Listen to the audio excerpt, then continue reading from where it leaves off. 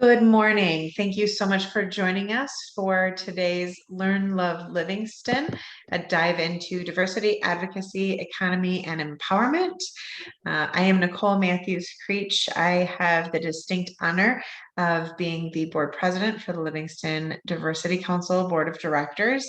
And I am glad to welcome you all today to our monthly online learning session today, where we focus on Washtenaw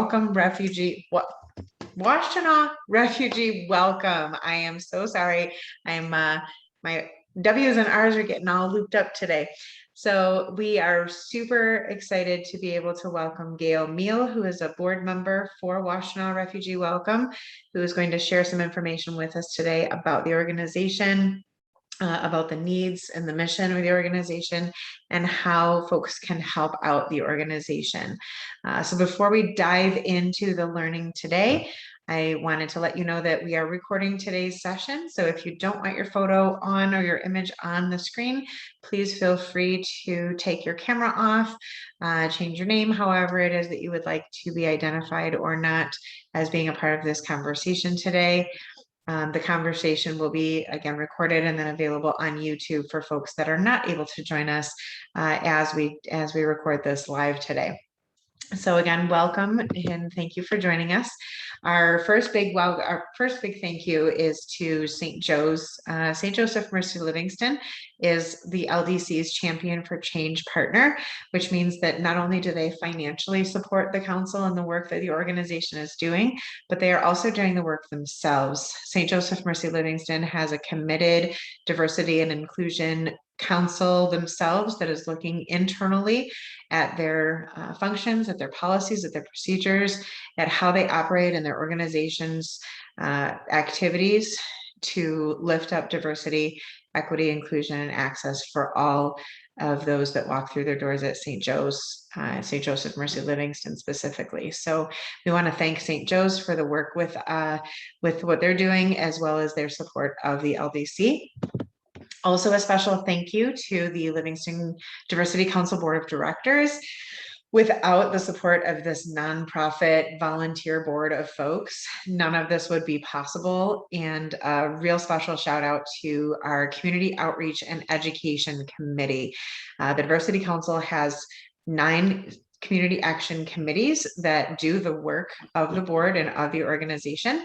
And one of those community action committees is our Community Outreach and Education Committee, which is made up of board members as well as members just from out and about in Livingston County community who are really committed to education in this area, bringing in speakers and having conversations and helping us to learn and to move forward in our efforts to lift up all of our community members and those that live outside of our community to help them to feel more welcome within our community.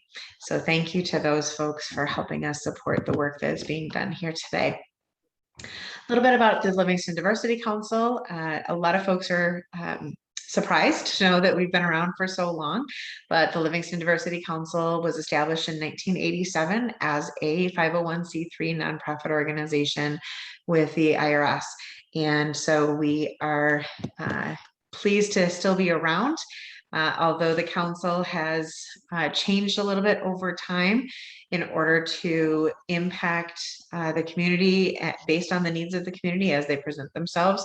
The mission has always been very, very similar. In January of 2021, we went through some strategic planning and made some changes to our mission and vision statements, which you see up on your screen here. The Livingston Diversity Council's mission statement is to be a change agent for diversity, equity, inclusion, and access that collaborates, educates, and empowers to build a thriving community. And our vision is that Livingston County will be a transformative community that embraces and empowers all people for their uniqueness and for their contributions. We know that the vision statement is typically something that shows you've arrived and you no longer are needed as an organization. But what we know about the work that's done with regard to diversity, equity, and inclusion and access is that we're never done. The work is never done. The learning is never done. And that is really the beauty of these programs that we hope to be providing for the community with our Learn, Love Livingston series, because we will always continue to learn. No one can be fully culturally competent or fully culturally proficient and know exactly what to do in every situation. We're always learning and always interacting with new folks. That's kind of the beauty of the thing, right? As we get to all learn together. So learn more and connect with us. If you have never been to our website, please visit us at livingstondiversity.org. Our homepage always has our upcoming events listed and linked, as well as any kind of news that's happened recently that has involved the LDC and the work that we're doing here. So, and then our email is long, but it's easy, livingstondiversitycouncil@gmail.com. We're also on Facebook and Instagram at Livingston Diversity, and then also at Pride Alliance Livingston. Pride Alliance Livingston is a part of the Livingston Diversity Council as well as one of our community action committees. That is another fantastic group of folks that does a lot of really great stuff within the community, focusing on our LGBTQ plus family, friends, and neighbors. So follow us and connect with us and react to the postings and jump in and join us in future upcoming events. As always, there's a short group agreement that I like to review with our online learning sessions in order for us to make this an enjoyable experience for everyone. So there's just a few things that we ask our group to agree to today. One is mutual respect for all participants and speakers. 2, to attend to privilege. Make sure that we're recognizing the privilege that we sit with as we're learning. It's oftentimes hard for us to empathize and truly understand another person's experience as it's very different from our own.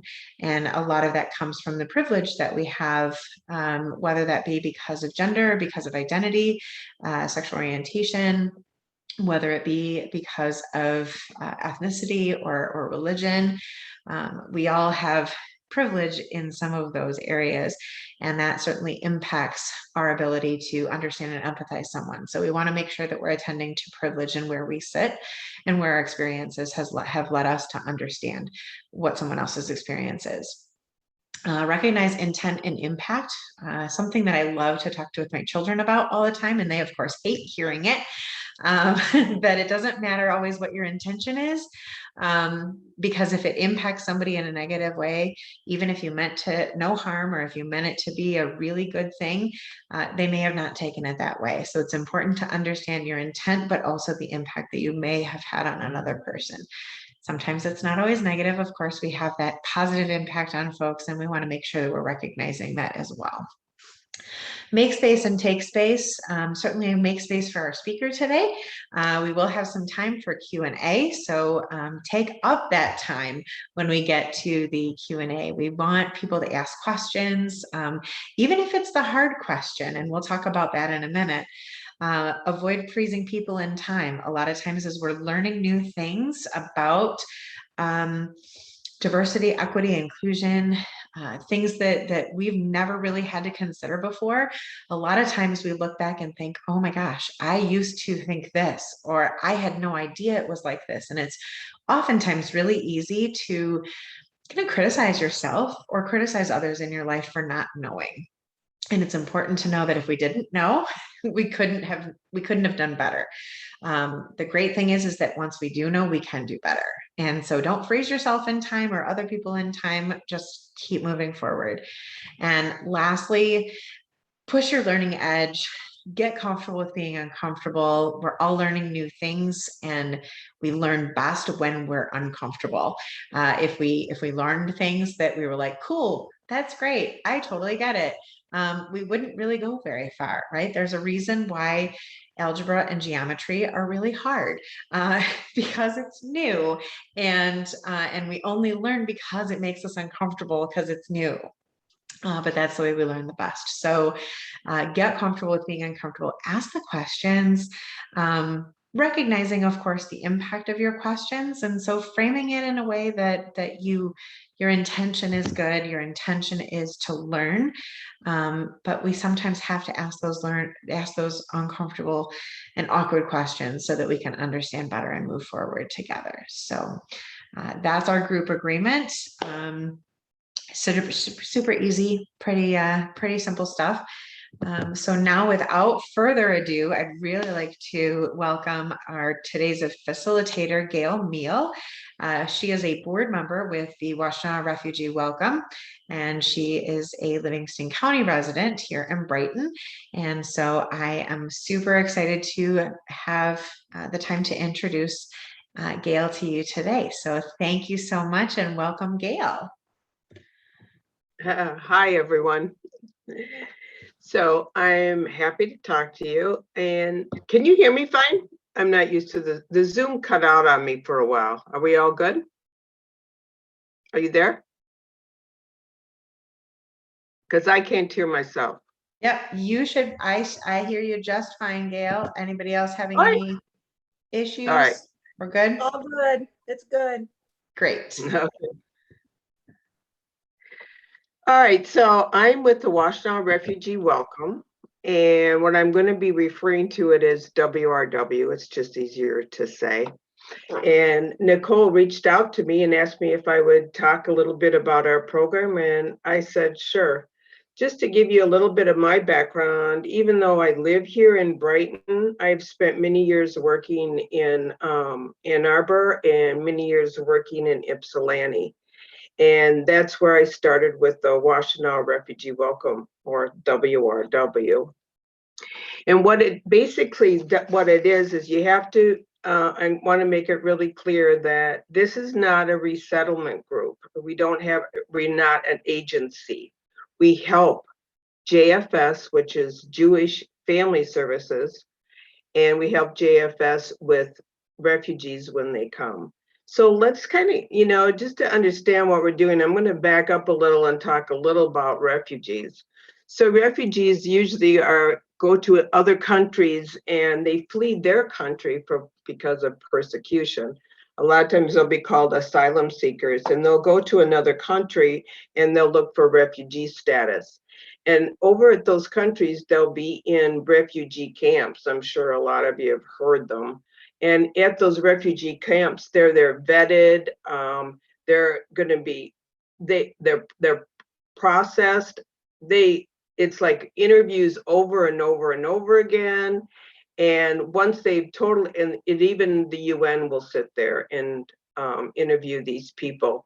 They're getting health checks. But it's usually takes about 2 years.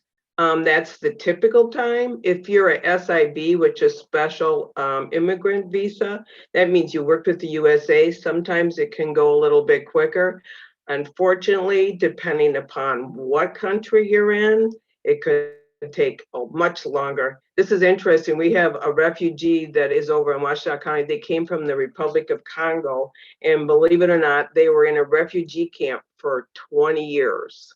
It was just crazy. And they finally got out and they're over here.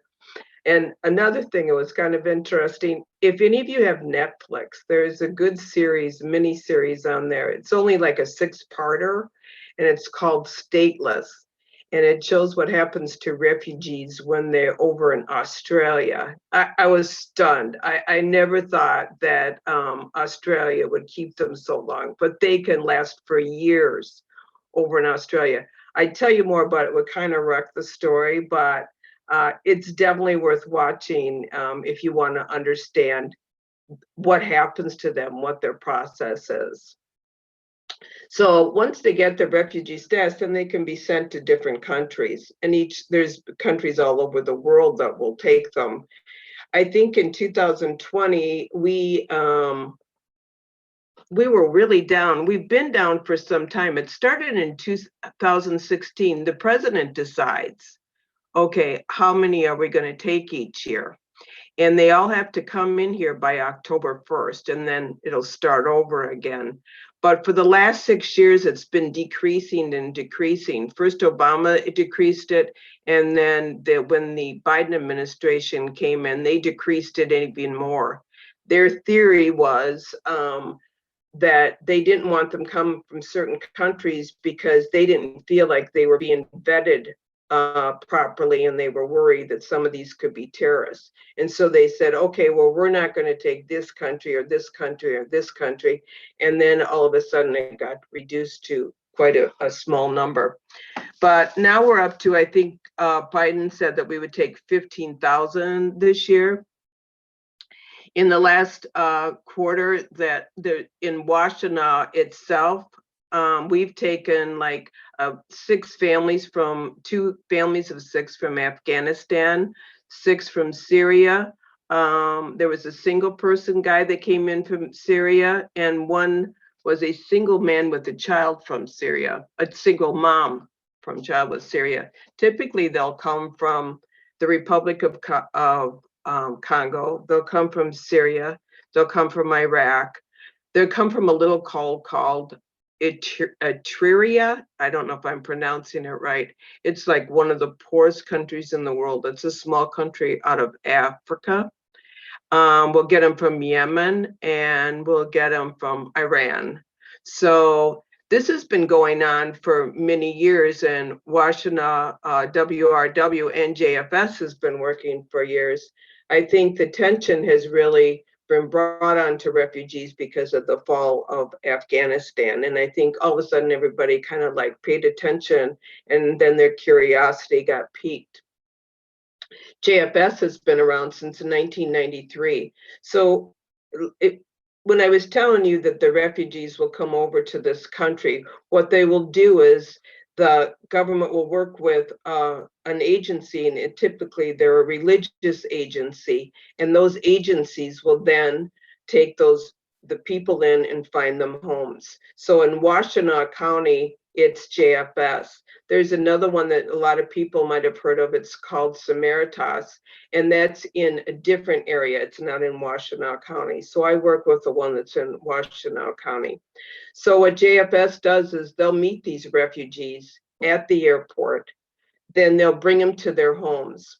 So there might be an apartment. A lot of times it's subsidized housing. It might be a regular home. It's whatever they have available, and they'll take them right to these homes and set them up. And what they will do is they will try to furnish these homes, and us at WRW help them at that little piece.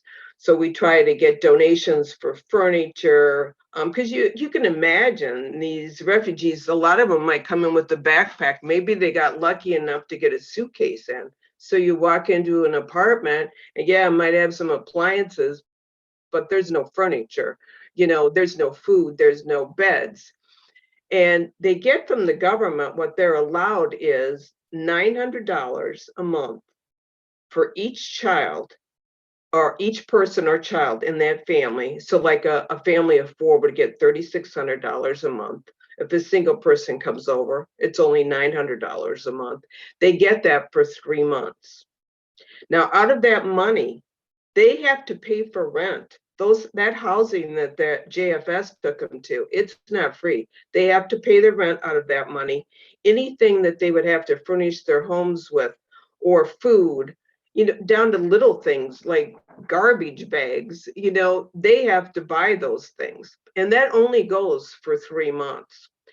On top of that, almost 99% of the time, they have to pay back that plane ticket that got them here. So if they just flew over here from, Australia, they have to start making payments on that plane ticket. So you can see that this is not a free ride. That $900 will be used up really quickly. So WRW helps JFS sit there and get these homes furnished and get them started. JFS and WRW will also set up certain things after that, try to help them find jobs, or send them in certain locations where they think they could get them for them. They will set up ESL training, which is education as a second language, so that they can learn how to speak good English, and point them in different directions that's going to help them feel welcome while they're here and get their feet on the ground. 3 months is up, and they better be running and get everything lined up for themselves. Now, JFS is, like I said, their resettlement agency. The bulk of their job is done after 3 months. Yeah, they'll stay in touch with them to a certain point, but the bulk of it is done then. Where our whole intent for WRW is to keep an ongoing relationship with these people. Check in with them. How you doing? Is there something you need? You know, COVID was a mess. So it's like we brought over, I think we furnished 20 iPads for people to help with their education and their kids at home. We did a toy drives to bring them some toys for something to play with. We do, in the fall, we do a coat drive, a coat and boot drive. So we try to give them, because obviously a lot of these people don't know what winter is. So, you know, they're not prepared for that either. We also put them into different directions. A lot of what we do, we can direct them towards other agencies that can help them. Like, for instance, Hope Clinic. And I don't know if any of you are familiar with Hope Clinic, but it's an incredible place in Ypsilanti that gives you, they can go there for free medical, free eye. They can go into the food pantry. They get meals, I think 6 out of 7 nights a week. So it's a great resource for them. And we try to hook them up with all these resources. Another thing we do is we might have to help them financially. Say somebody loses, and there's been instances of that where somebody loses their job and they need rent assistance or they need help just financially until they find their next job. We'll step in and we'll help them with that financial assistance. There was a lady, she had terrible problem because she had needed a crown, and y'all know dental is really expensive, and so you can imagine they don't have that much money. So we helped with that. We hooked her up with the U of M a lot of times, or we will find volunteer dentists, which we're always looking for, that will donate their time, or maybe they'll do it at a reduced cost. So in that instance, we helped her because it was needed. So that's part of the things that we do. We try to keep like social events going on, which kind of were hampered by COVID. We were just going to do a huge picnic for them in August. We do a summer event, and we needed to close it down because of COVID. But they love those events. And so that's one of the things that we do. But we stay in contact. Someone wanted to know the other day their refrigerator was busted. So we gave them a contact. Well, this is where you can go to get a new refrigerator. So that's what we are. We're like step 2. Yeah, we help with step 1, but we're basically step 2. And we've become friends with them, and it's a great association. But that's what WRW does. As far as this last quarter, I'll just kind of give you an update. We got, I told you that we got those Afghanistan family, 2 families, the Syrian people. I think I mentioned that. As far as the Afghanis that are coming out of the mess that we just witnessed, we're told that we're supposed to get 800 of them in Washtenaw County. I think 10,000 got approved for the US, and 300 of them will be coming to Washtenaw County. We're going to have like a 36-hour notice. So that's where we've been hustling. So it's like, okay, so what do we need? I just had, I can't believe the outpouring that I got out of Brighton. It's been a really amazing.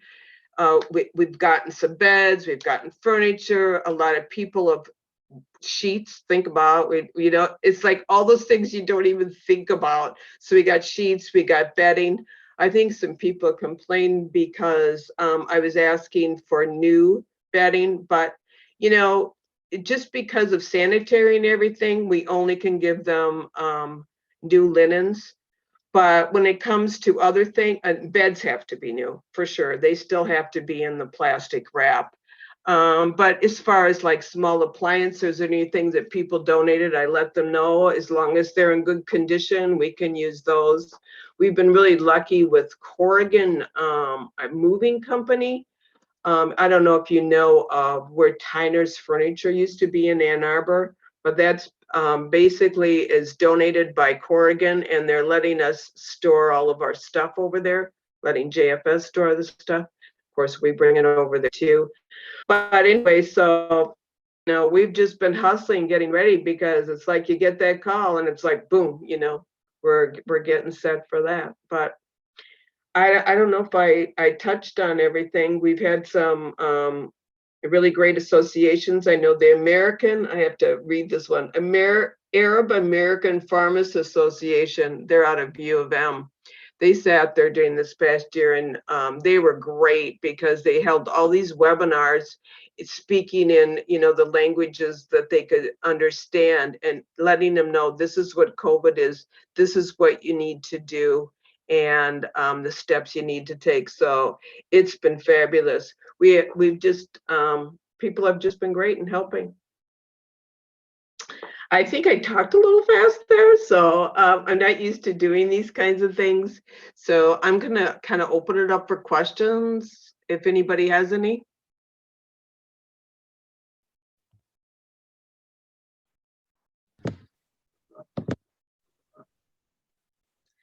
Thanks so much, Gail. Oh, yeah. Go ahead, Nicole. I was just going to say thanks, Gail. And if anybody wants to speak out into the room, you can certainly do that by unmuting yourself like Claire and I just did. Or if you want to raise your hand or put a note in the chat, any of those ways is absolutely fine to come forward with our questions. That's it.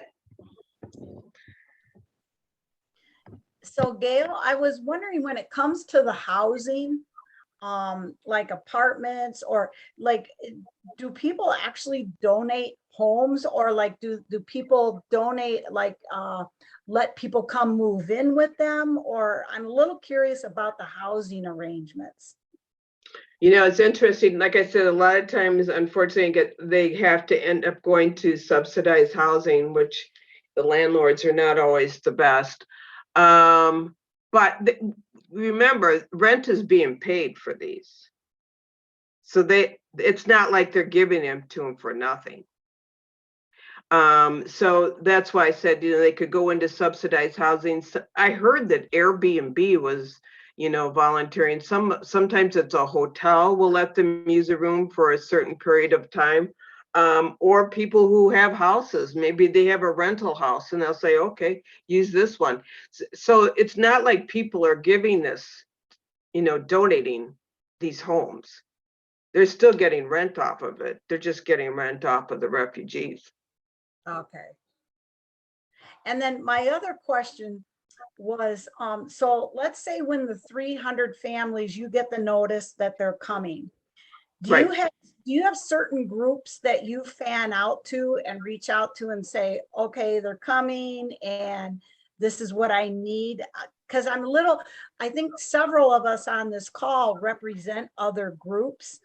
And so like, how could we get our group on your fan out list to help out? Does that make sense? Yeah, I mean, I think certainly you can reach out to me, and there's been a couple of groups that have sat there and reached out to me that are doing something right now. For instance, there was a lady who called me, and she used to work with Fresh Start, I think it is. And so that's like, say people lost their home in a fire and they don't have anything left. And so her and her friends were putting together little kits. Like one was going to be a first aid kit. One was going to be like tools. And I thought, that's a great one, like just a hammer, and so you can fix stuff around the house. One was going to be a light bulb kit. So people have come up with some really great ideas. There's a diversity, I talked to Kristen at the diversity group out of the high school, and we were talking about, well, what could the kids do? Because she wants to get her kids to do it. So we talked about, with that group, maybe they want to sit there and do, like, how they always say that art is therapy. How about we have the kids put kids together for the other kids? Maybe it looks different for someone that's 5 years and younger than it does older than 5 years. Maybe it's journal for the older ones with pens and colored pencils, and then write the words welcome on the outside of their package and decorate them, and we can give them to all the kids that come. So it's like your mind can go crazy about all the different directions you can go. Certainly, if anybody wanted to do any drives, that's fabulous. You know, I think that people, unless people have been on food stamps, and they qualify for food stamps because they're going to be low income. Anybody that's on food stamps finds out really quick, they don't cover diapers. They don't cover sanitary pads. They don't cover the detergent that you use to wash your dishes or clean your house. So there are people, those would be a great drive to do. So it's sort of like you're open to doing what you can, and you can certainly contact me and say, hey, this is what we want to do. Maybe somebody wants to jump on the bandwagon for the coat. Like last year when we did the coats, we reached out and said, okay, so what sizes are your children? What sizes are their shoes? And then we have different people sit there and supply them. Like you see at Christmas time, you sit there and adopt a family. It would be the same type of thing. Now, in that case, like when we're doing the clothing drive or the boot drive, we say, hey, they don't have to be new. They just have to be like new. But, a lot of times kids, they go through a lot of stuff so fast that those things are like new. So basically, if you wanted to get on our list, you let me know. And if nothing else, I can put you on my list, and then I can reach out to you, Claire, and say, Claire, this is what we need. Does anybody interested in working on this? Or if you came up with an idea, then you can call me. And if anybody wants to call me, feel free to call me. This is my email. You can email me. I'll send you my number, or my number is 810-333-5559. And I'll be glad to talk to you about any ideas that you have, and I'll get you on a list so that when we need things, we can reach out. Yes, I was just wondering if you had certain partnerships with certain groups at all. If there were groups that that were your steady Eddie reach out groups. Yeah, we do. Yeah, Okay. we do. And if that's what you want to be, then you would just let me know. But for sure we do. Like now we're partnering with Domino's. They want to be a steady Eddie. We hooked up with this. There's 2 bike charities that reached out to us, but we've already got the one in Brighton reached out to us. Really great guy. But we already are hooked up in Ann Arbor. So like, for instance, they are constantly there. Anybody who wants a bike, they'll donate a bike to them. So there are regulars that we can reach out to, but they don't necessarily have the supplies that we're always needing. You know what I mean? It's sort of like, yeah, this guy gives bikes. This guy these people over at U of M will give, teaching, will teach you things. This person over here is a doctor, so we can get that. But excuse me. But as far as supplies, we don't have regular people.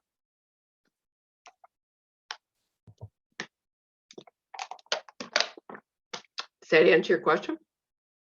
Are you there? Yes, thank you, Gail. That answers my question a lot. And it kind of, I think it helps realize that in a way you've got a lot of the bigger, broader things. You need a lot more of the everyday things is what it kind of sounds like. Yeah, and a lot of time, yeah, we need everyday things. And as I said, we help a lot with the financial assistance. So that's all, donations that people have donated. So we take it out of that pool. WRW is we're totally volunteer.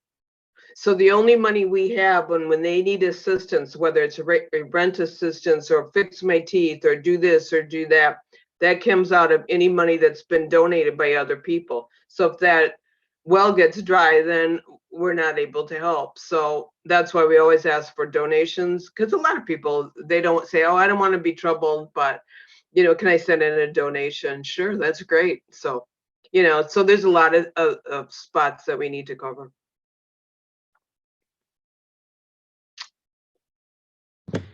Those are great questions, Claire. Thank you so much. And that also made me think of a couple of things too. I don't know that you're coming into Washtenaw County. I don't know if you're familiar with the Vena Dental Clinic and if that might be a possibility when you're looking for support with dental needs for your families. They're located in Brighton, so it's not super close. So transportation could pose another issue. But I'm wondering if you What guys is it have called? It's Vena, V-I-N-A. It's the Vena Dental Clinic, Uh-huh. and they utilize volunteer dental professionals. Sometimes it's just dental hygienists to do cleanings or dentists to do some, overhaul major dental work. And they're for our low income folks here in Livingston County. So that might be a resource to check out. I certainly will. And they're in Brighton though, right? They are, yep. I know that's always sometimes a struggle if you've got a family who lives kind of on the outskirts of Livingston, or of course, obviously, if they're being placed in Ann Arbor or Washtenaw County, that could pose a whole other set of issues with transportation, but that might be easier to figure out than the dental support. But I just having the support, those sometimes rides can be worked out. Mhm. And like I said, we're long-term, so some of these people have cars. And when you can sit there and say you're dying in pain from your tooth, I'll drive over here, from Ypsilanti. For We sure. do have a dental clinic over there at Hope Clinic, but these are refugees, and so they're technically under Medicare for a while. Okay. And so the dental clinic that's over in at Hope Clinic doesn't take people that are on Medicare, so it's totally uninsured. Right. Yeah. So it's almost like it's like a catch-22, right? You get too much support, so then you're not eligible for support from something else. Right. For sure. And I'm so glad, Claire, that you asked about the donations and things like that.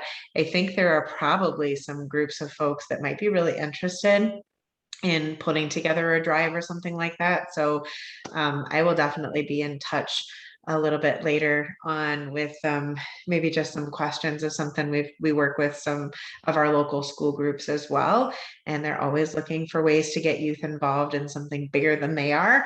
And this is definitely something bigger than they are. So I think that's a great idea. So and kids get really creative sometimes about those kind of things too. Oh, for sure. And it's so appreciative. I work over at Hope Clinic, and it's amazing over at Hope because Ypsilanti is such a melting pot of all people from all over the world. And it's just fascinating. It's like, where are you from? Where are you from? Where are you from? And it's an incredible place. And the people are always so grateful. And there's, for help, and the kids just go crazy. They love the events that we do. So yeah, everything is so appreciated. You don't even know. Gail, go ahead. No, go ahead. I wanted to ask a question about the vetting process of refugees. Uh-huh. Does every country have its own vetting process, or and so, like the United States, who would vet? Is that done by the armed services? Is it done by, who is it done by? Do we know? The only thing I understand for sure is I know that there's a United UN commissioner that gets involved, but I think a lot of it is done over in the country of their choice, of where they're coming from. And it was my understanding that that's why the Trump administration pulled back. That's what was said at the time, was because they felt that they weren't being vetted good enough. So as far as that part, I really don't know, Claire. I do know that from what I've read, that it happens over, and they might have it again once they come here, though I don't think so, because I think it's all done over there. and maybe somehow the US gets involved sometimes with that vetting. It takes forever. Like I said, it takes a couple of years. They get through all these interviews and then it starts all over again. And they find one little thing and you're out. But so because remember I said JFS meets them at the airport. Well, they might have just came from Afghanistan, go straight here. So it's whatever's going on there.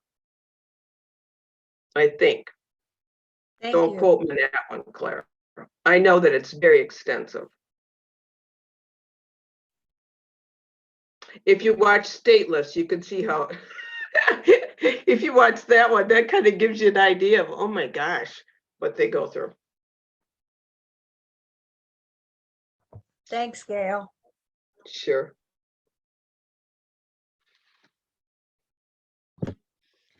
All right, any other questions or anything else that this has brought up for you, Gail, before we kind of start our closeout for today? No, everything is great. And I'm just very appreciative that you had me on the call. And if any of you want to help, certainly reach out to me, call me, and let your minds go crazy, your imagination soar, and maybe we'll figure something out here.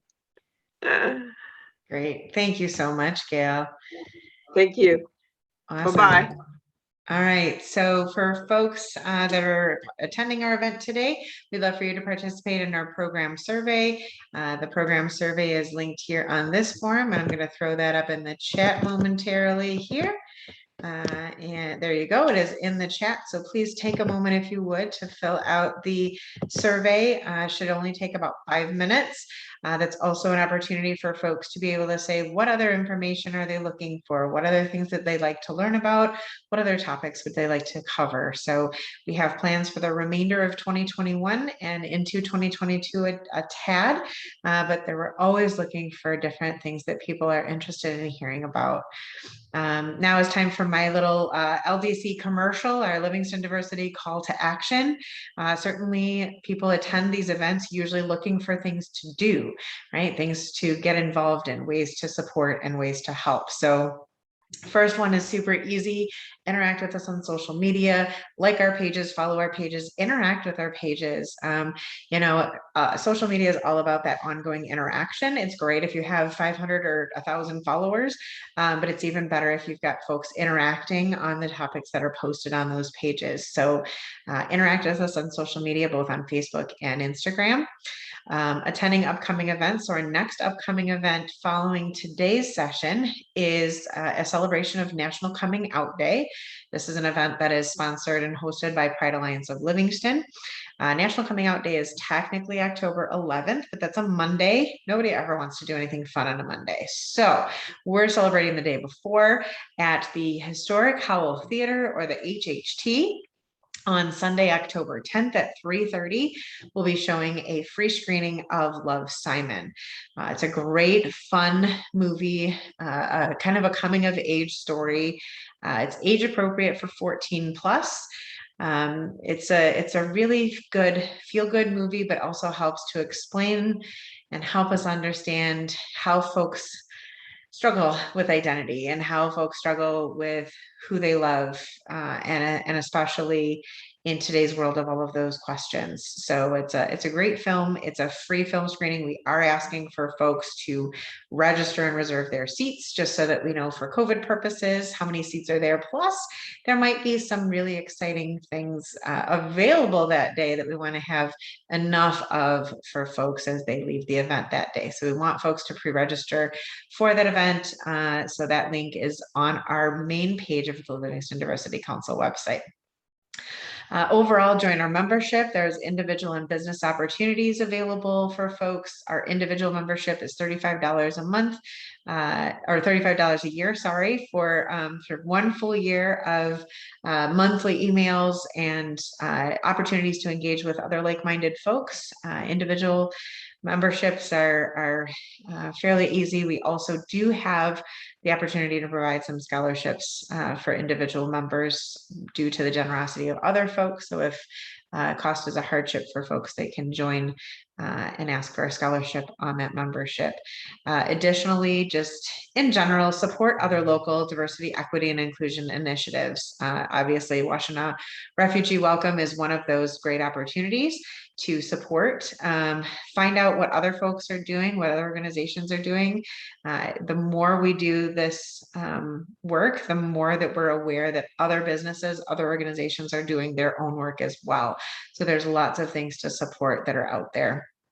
And just in general, my two kind of favorite things: start brave conversations. Anything to do with this work, with diversity, equity, inclusion, and access. Unfortunately, everything is kind of a brave conversation right now.